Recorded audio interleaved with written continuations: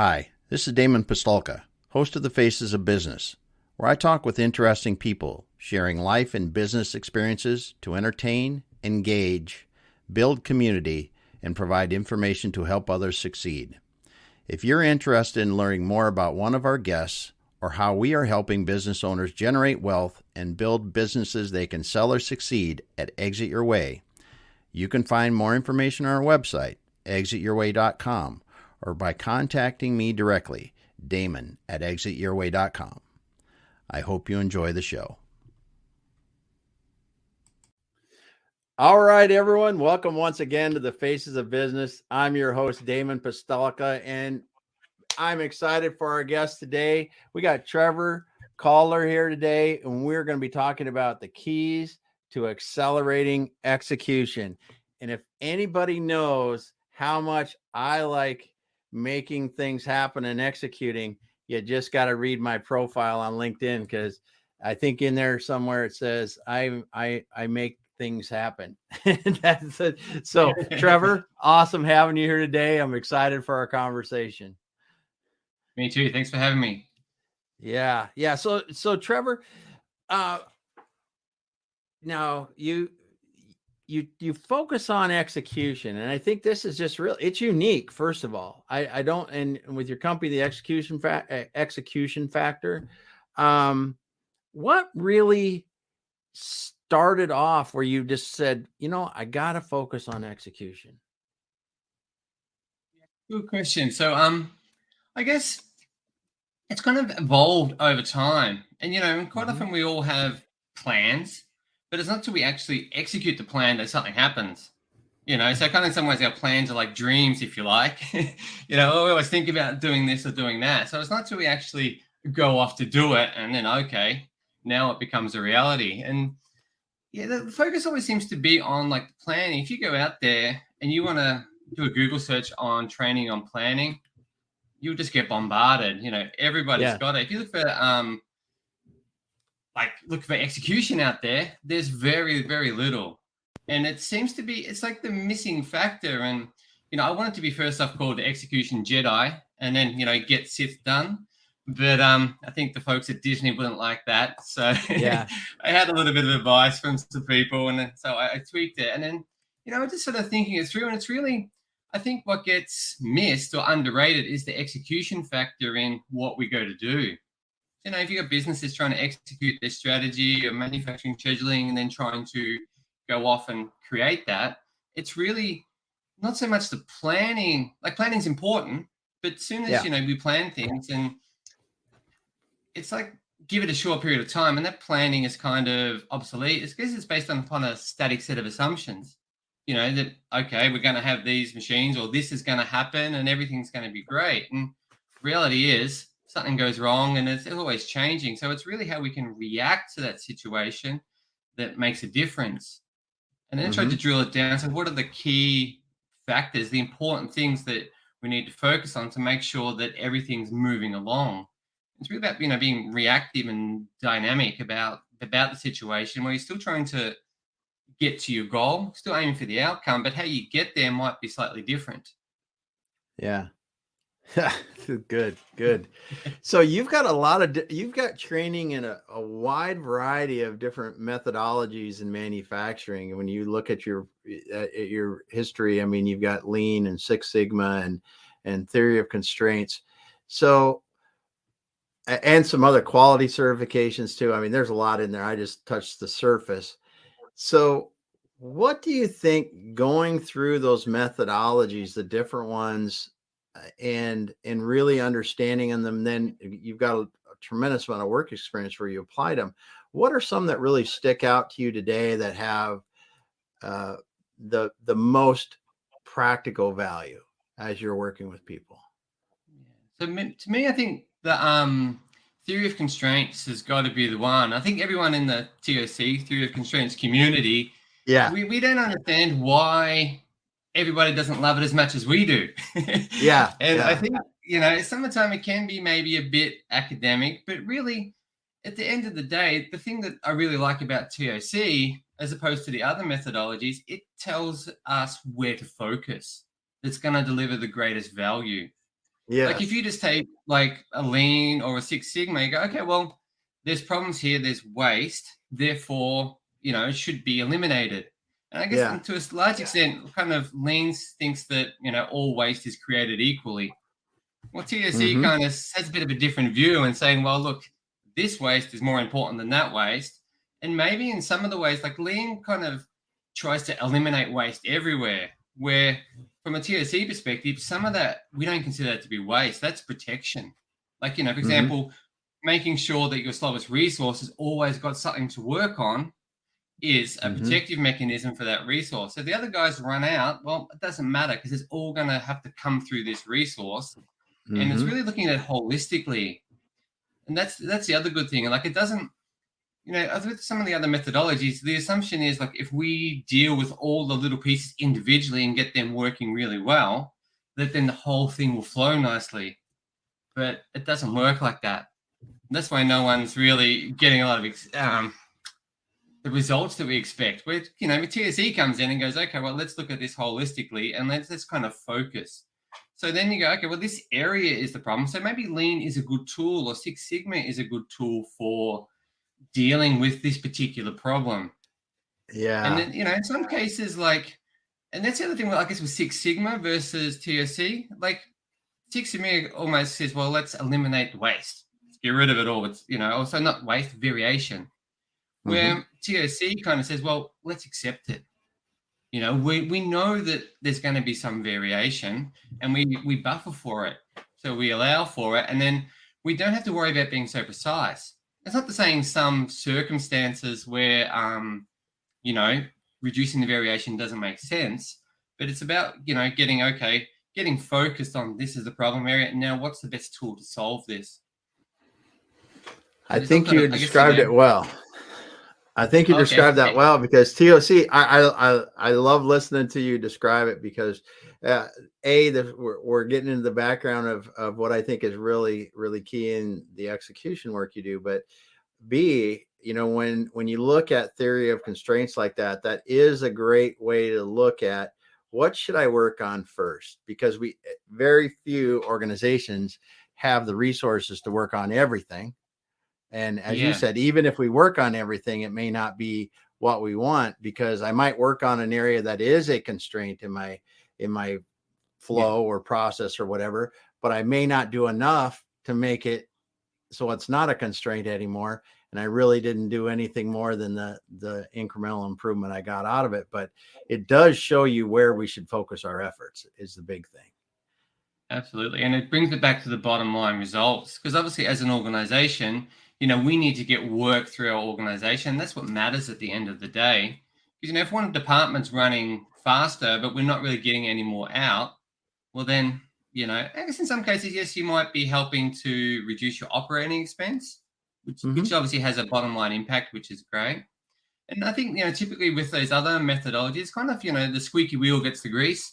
So, Mm-hmm. you might have this noisy, noisy area, noisy department, and they get all the focus and the resource to fix them when really there's not really overall benefits for the whole Yeah. organization. So it's Yeah. a little bit skewed like that. So So as you look at this and working as you did in the past, and you got some great experience there, um, how do you think that really prepared you to do what you do now in execution? Is it just the fact that you had to work on so many processes? I mean, you're a quality auditor. You were there are a lot of things that you were doing there. So I think it really, to me, it gives me like a structure. I think a yeah. very holistic structure that you can apply, because some of these things are like guidelines, they're principles, and it's like Hmm. you don't have to follow it to the to the letter. Because Yeah. quite often you will see that with lean, and even with TOC, there's kind of too much, following the book exactly. Yeah. When really you've got to be, well, this is this environment, and it might be some of the principles still apply, and how you apply that principle in this environment might be slightly different. Or maybe in another environment, this principle, well, it doesn't have too much of an impact. So it's kind of, I've got the different tools in the toolbox, I guess, through the Yeah. experience.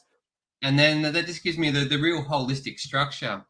Because Yeah. when I've done things in the past, it's really when I learned to. So I think, oh, geez, I felt really bad for a while because a lot of the things I had worked to set up and structure, well, I kind of realized all of a sudden they didn't really add any value. They just kind of created work, or not necessarily created work. They made work easier in some extents, but they Mm-hmm. didn't have a bottom line impact or an overall impact. And some of these things were kind of, I guess, one thing we often say in TOC is like local optima. We try and optimize our local department at the expense of the overall system. Mm-hmm. So it just, that was a real kind of a breakthrough for me in terms of being, okay, now let's look at that big picture and what's the impact on our throughput and on our inventory and our operating expense. And then through that, able to focus a lot more and, get things to flow. Yeah. Yep. Oh, good stuff. Good stuff. So when you're talking about execution and you're looking at you're going in and starting to talk to somebody about, hey, they want to improve execution. So we're going to sit down, we're going to start talking about things. What are some of the first conversations that you're going to have with a client as you're going in there and they want to execute better? Right. Yeah. So I guess the couple of the key principles are the making things visible. Because, Okay. normally if you think about a department, we've normally got good visibility with inside our own department or that one Mm-hmm. department. We all kind of know each other. We work together. We kind of take inputs from someone else. We do something and then it goes out. So Mm-hmm. we can't often see what's going on in the other departments. Quite often a lot of the problems occur at the interface between one department and the next. And sometimes they've got different objectives. So we kind of engineer conflicts into our processes some of the time. Mm-hmm. So by making it visible, we're then able to get everybody to see the situation and they can get this shared view. So, by making it visible, we're kind of laying out the basic processes, what steps we have to go through inside the organization, and then where the work is at inside the organization. So then everyone can kind of see like a big map. Mm-hmm. We can see, okay, the work's stuck here, or, we can see that there's problems in this area. So then we can start to departments can start to see their impact on other areas and vice versa. So as they can see the big picture now, they can then start to then collaborate. They can start to work together. Because Mm-hmm. now they're kind of going, okay, well, we need to get this stuff through. And, if I don't help you with this, well, then I'm going to run out of work next week, or we're going to be late with this. So by making it visible, we've given a shared view, and we all agree on that's where the work's at. And then we can start to, okay, well, these are the problems. What are we going to do to solve those problems? Because a lot of the time, I guess the other key principle is like value added and recognizing that. So a lot of things that we do are not always value added. Like I think we go into a meeting, a lot of the time we're kind of chatting about, well, where's the work at? Where's the problem? Or who's to blame? Things like that. We're not really going, okay, well, here's the situation. Here's where it's stuck. What resources do we need to allocate Mm-hmm. to fixing that problem? Now, all of a sudden, instead of the time being spent doing something that's not going to help flow, we're putting the resources onto something that's going to help flow. And then Yeah. it will start to happen. And the other thing that quite often, that has to happen as part of that is also like a unified priority system, or UPS, as I like to call it. Because if we think, we want each department to do a good job, so we tend to assign them metrics. So they've all got their own metrics, and to do a good job, they're doing what's best for their department. So they will try to, for example, I don't know, maybe group things together to maximize their output and reduce setups. Mm-hmm. But the negative side to that is some of the time, well, they're working on things that we don't need yet. And so that's going to create work in progress upstream. And maybe the guy who's next in line, well, he doesn't have the bits that he needs because I'm busy working on something else that we don't need. Yeah. So by aligning the priorities now, okay, we all agreeing that these are our priorities, and we can then start to focus on them, which then I guess leads into measurements. So that, we've got measurements aligned with, I guess, local measurements aligned with global measurements. So when you talk about that, the measurement, okay, let's back up a little bit. I like Okay. that. Like to talk about the prioritization because, yeah, what we're working on first and as far as a sequencing of what we need to do first. When you start to talk about measurements, is speed through the process, is that your primary overall goal, is to reduce speed through process from A to Z? Or, we're talking about execution factor. Is that what we're trying to do? Or what are you usually working on? Trying to get the work through as fast as possible. Mm-hmm. So I guess if you look, well, what's stopping it coming through as fast as possible? So some of the time it might be, look, okay, well, maybe a process takes longer than it should. Mm-hmm. So that's one thing that could be improved, but that quite often takes a lot more effort. So really what we're trying to do is eliminate the non-value added time. So quite often work takes so long to get through because we've released too much work. It's like if you have to drive into work or something. If you leave in the middle of the night, you can get there in half an hour. But if you go peak hour when everyone's out there, it's going to take you an hour. It's still the same distance, but if we release too much work, well, that slows us down. Well, and two, when you look at, if you do, as you do, work on lean, you realize that a small fraction of our time is actually doing value added work and the rest of it's not. And if you can eliminate that, you go a lot faster, a lot easier. So yeah, that's a great point in there. So this is a question when you're looking at a process like that, how many times do you step into situations where at the intersections of one department to another department that they're doing things to slow the next department down and they really don't even realize it? That happens all the time, really. And it's not until they can, I think, see the bigger picture that we can start to align them. And that's really going back to, like, if we're using a visual board to establish our priorities, really what we're trying to do is get the whole organization, like representatives of each organization, because they're representing the different process steps to work together. And what we really want to focus on first is the blockages. So where has flow stopped? So if my work's coming along and, I can't complete this because I don't know, a tool's broken or the customer hasn't approved the artwork or something like that, that is a very high priority because now I've done all this work today and I can't move on. So our highest priority really is anywhere that the work has stopped. And usually we'd have like a red card to stick on the board so we can make it visible. Okay, here's the problem. Here's what we need to do to fix it. And this is the next, I think, an important one, the potential problems. Like, in that sense, work hasn't stopped yet, but I might say to you, well, look, we haven't got this artwork approval yet. If we don't have it by 2:00 tomorrow, well, then work's going to stop. So now we're starting to be proactive because we can kind of tell everybody, well, look, it's not a problem yet, but it's about to be a problem. So then we can get everyone focused. Okay, well, shit, if we don't get that done, we're going to have trouble. We're going to have trouble. So that's kind of our next level of priority.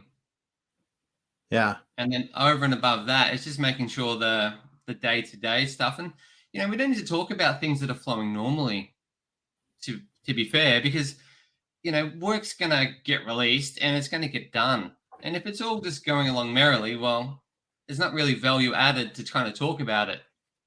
Where, if we're focusing on the things that are stopped or about to be stopped, then that becomes more value added time spent. More value added time means more flow, more throughput, better results. Yeah. And how many times do people, because you talk about getting things visual, and how much does it help just to take that step? Well, like, I think people sometimes will go, oh, they didn't realize that this was causing the other person a problem. So it's a bit enlightening for them sometimes to go, oh, geez, I had no idea. Or I can sort of see, well, you've got a problem there. And, maybe it makes sense that I I can help you out and give you some resources or something to fix that now, Mm-hmm. so that you're better off and I'll be better off in the next few days. Yeah. Yeah. Because in past experience, I've seen where that makes it just doing process mapping or something like that. Just walking through the process and talking to the different departments, going, okay, what do you do now? Or walking through the flow of making something or completing an order or whatever you're talking about through the entire organization, from the time you receive it all the way to the time that the product goes out, the customer's invoice for the product and everything. That people do that. There's just this enlightenment that they gain from that. Is like, what I'm doing causes you a lot more work, or I'm doing something that, as you referred to before, is non-value added at all, that I don't even need to be doing anymore, that we should Yeah. just stop. And I think that when you're talking about execution and accelerating execution, the visualization step has to be critical in it, I would think. Yeah, absolutely. It's one of the first steps, really, because Yeah. once you that's the foundation for everything, because it's the foundation tool basically that facilitates everything. Because, like we were sort of saying before, if until I get that visibility, I just think that maybe you're just don't care about what I need to do, or Mm-hmm. care about things overall. And it's not till we can actually sort of start to see that we can start to, I guess, empathize with others, and get that greater understanding, and that bigger picture sort of higher level importance. Yeah. So as you've done this, what are some kind of before and after speed, throughput speed, or measures that you're doing? What are some before and after that you've seen that are pretty cool when you've done this? Mm, you get a fairly good like 25-30% reduction in Wow. lead times. Yeah. So things will certainly start to flow a lot faster. And yeah, I guess it depends on the actual Yeah. situation. Yeah. Yeah, so they all kind of vary, but definitely, we start to get a lot faster flow through the organization. So 25-30%, not unheard of, even faster Yeah. sometimes, just to get that work flowing. And then you get the output and all the benefits that come with it. Yeah. Yeah. You talk about X-ray vision. Eh, Thinking about execution gives you X-ray vision. What do you mean by that? I thought that was pretty Okay, cool. yeah. Yeah. So I guess we've been talking about this visibility. Yeah. Yeah. So normally the problem is, like, departments they can see their area, but they can't see the big picture. It's all fuzzy. So because they're, kind of in the fog, so to speak, they can see here and go, okay, yep, this all makes sense. And then by making it all visible, we're getting what I called X-ray vision, because now I can see the whole process. I can see through everything and where everything's at. Mm-hmm. So now I can sort That's of see not only where it's at, and I can see future problems coming. So I can kind of crystal ball into the future and go, well, look, I don't like what's happening here. I need to make some adjustments or do some things now, so that that future is going to be better for me.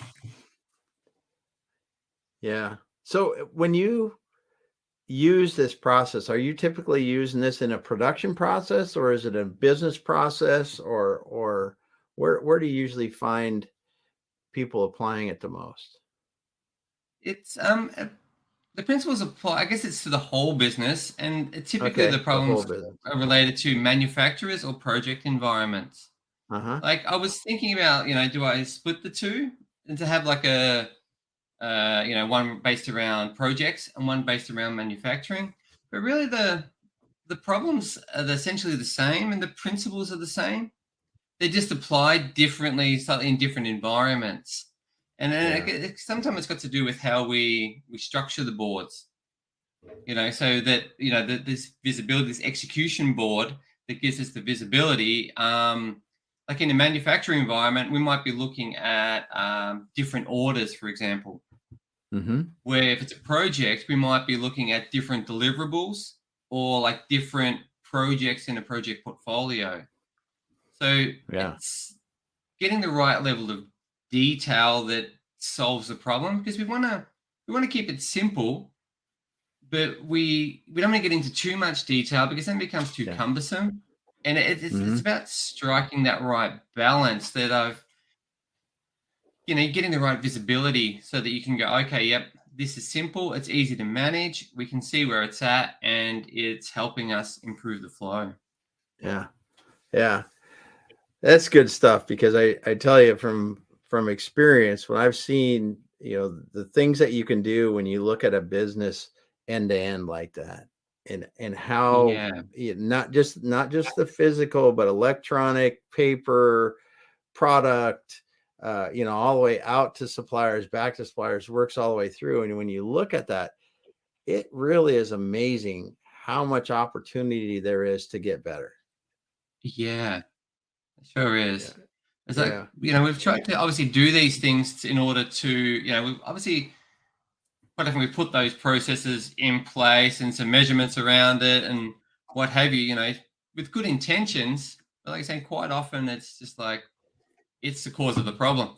Yeah. Yeah. Yeah. So have you ever been involved where you're doing this and helping somebody and it really makes like a quantum jump? Like they go, "Oh, we just doubled the throughput speed or cut it in half or whatever you want to say, but we really made a huge jump." And and if so, what were the kind of things that they figured out to do that? Because that's always interesting to see. Yeah. Let's see. So it's certainly been I guess, yes, circumstances where we've, really created that visibility outside of, so people, well, within the supply chain, next Hmm. steps Hmm. have, in a project environment, have been really able to see and get confidence as to what's going on and where it's at. Okay. So there's quite often there's a lot more, yeah, quite often what we think it's going to be and how it ends up being is very different. So things Yes. start to become a lot more believable, and Yes. then you start to get that. It does become easier too for the people quite often because, okay, they know, okay, well, look, I got to focus on this and this. This is more important than trying to focus on everything and getting all these distractions in the way. Hmm. Yeah, very Yeah. cool. Very cool. So you wrote a book recently, Executing at Yeah. Ludicrous Philosophy or Velocity. I love the title. So what Thank you. what really inspired you to write? Yeah, I guess I've always wanted to, I guess, write a book, and I've got this knowledge that it's a good way to share it, Yes. and you know, I want organizations to improve and be better because when organizations are doing well, then that's good for the economy and that's good for everybody. So we need successful organizations to provide goods and services that we all need and to employ people and Yeah. make it sort of better for everybody. And so I just had Yeah. to put this knowledge together in a way that I could share it, and a way that too that you could I tried to write it the book, so it's sort of split into two sections. The first section is about the principles, about what's important, like why Hmm. is collaboration important and why is visibility and value added time.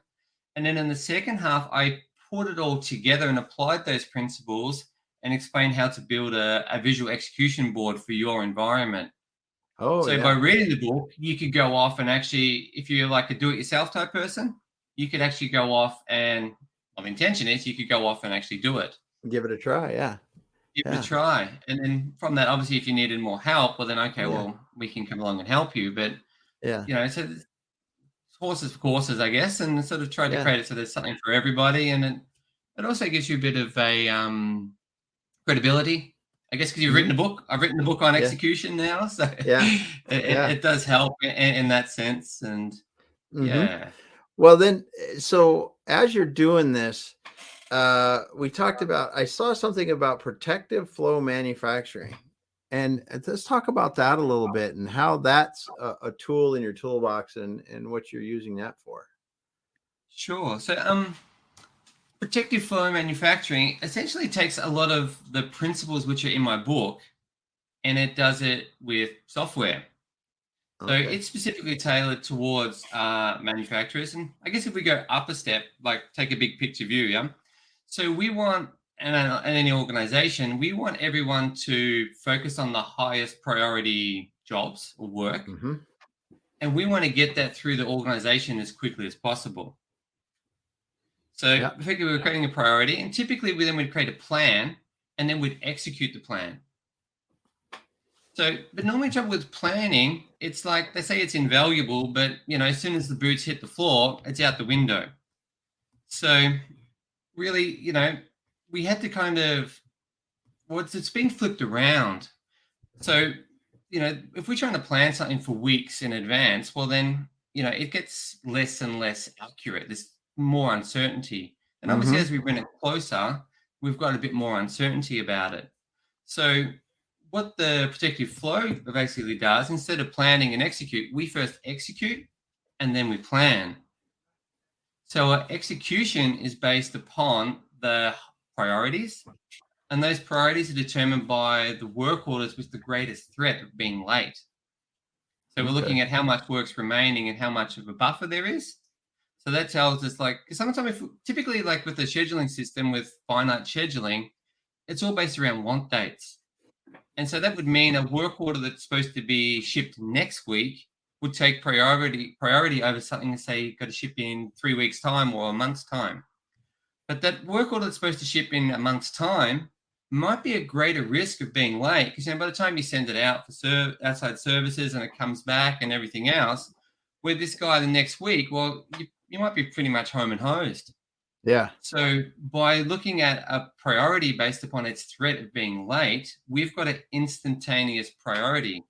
So we're looking at, how much buffer is being consumed, material availability, other information to give us an instantaneous priority. So it's at that point in time. Then the other bit then comes about planning. So it gives us a crystal ball. So we can kind of simulate the future, and we can see that, well, look, based upon the current situation right now and what's been happening, we can see that there is a problem. There's going to be a problem in these areas. So we can then start to influence our future by, for example, what happens if we run some extra shifts, or, we look at getting extra machines, or we outsource things. We can then start to be proactive about our future, so that we're ensuring we're getting things out on time, and we're reacting to the situation. And the other good thing about it is you don't have to replace your ERP system. So we can take the information from everyone's ERP system, bring it into Protective Flow, and it's a cloud-based solution that delivers to the shop floor, and then everyone knows what their priorities, and they follow that to get the work through. Yeah, and I imagine when you're prioritizing by what's got the biggest risk in being late, you can reduce the amount of late things significantly at Absolutely. the end. Yeah. So that's the same sort of principle as with the boards. There we're sort of looking at red tags and the group collaborating. But with Protective Flow, it's a bit more metric based upon, estimated times and buffer remaining. And it sort of happens, it happens automatically by the system. So in some sense, that's a bit easier, and we can just believe it. Once we get to the right level, we can just believe it and follow it. Yeah, very cool. We've got, an agreed priority, and we're off. And away you go. Yeah. Yeah. So what do you have coming up for the rest of this year? What's exciting in your world? What's happening? Yeah, I guess Protective Flow has really become my core offering. And it comes very natural to me, because I've done a lot of ERP implementations and things over the years, and they haven't always delivered the value that we want from it. Where I think with Protective Flow, it really is focused around delivering value to the organization. We're eliminating the late problem. So we're reducing our work in progress. We're increasing our throughput. Our cash flow is improving. So it's really delivering, I think, a lot of value to businesses. So that's become my core, my core product, my core focus. And Yeah. so I've got quite a few prospects on the go with that at the Nice. moment. And Awesome. yeah, we've just signed on some customers, so we're getting excited to do that. Yeah. So it's pretty exciting. That's awesome. And so if people want to get your book, I know we got a special offer today that you're going to do, but is it available on Amazon? Is it available on Audible? Where can they get the book? At the moment, you can get it from Amazon if you Yeah, want it on very good. Kindle, or you Very can also good. get it directly from the executionfactor.io. All right. Awesome.